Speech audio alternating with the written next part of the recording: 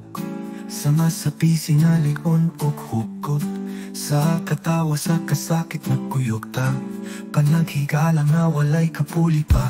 Apan kalit lang isulod ang balita. Usa ang ibalhin wala lang dahuma. Ang duha na hipilin puno sa tuta. Kasuko o kasakit sa usak-usa.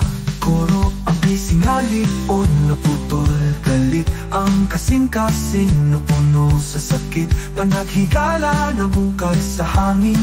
Kay walay sabot, walay kasayuran, walay katin-awan.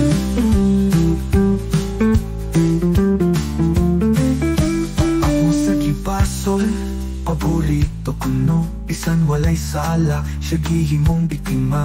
Ang ikaduha na suko naglagot. Ngano ako, wala man ko'y labot. Ang ikatulo natindog sa tunga. Luoy kaayo, kahibalo asa.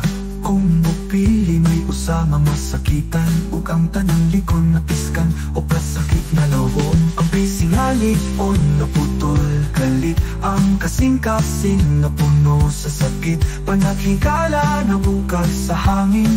Kay walay sabot, walay kasayuran, walay katin-awan.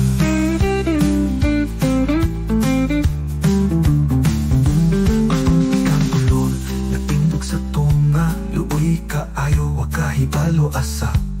Kung mupili may usama masakitan. Ug ang tanang likon na piskan o kasakit nga lawom. Koro ang pisingalingon na putol kalit. Ang kasing-kasing na puno sa sakit. Panaghigala na pungkag sa hangin. Kay walay sabot, walay kasayuran, walay katinawan. O naputol kalit. Ang kasing-kasing na puno sa sakit. Panaghigala na pungkag sa hangin. Kay walay sabot, walay kasayuran, walay katinawan.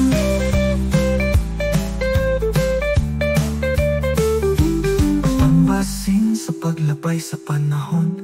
Ang kasakit mahimong kalino nga tunggon. Kung kasing-kasing mapakumbaba. Balikon ta ang panahigala.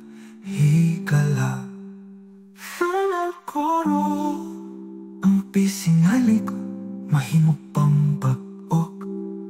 Kung kasayuran magpasaylo buhaton. Panaghigala mamahimong likon pa. Kung kamatuoran ang aton panulundon.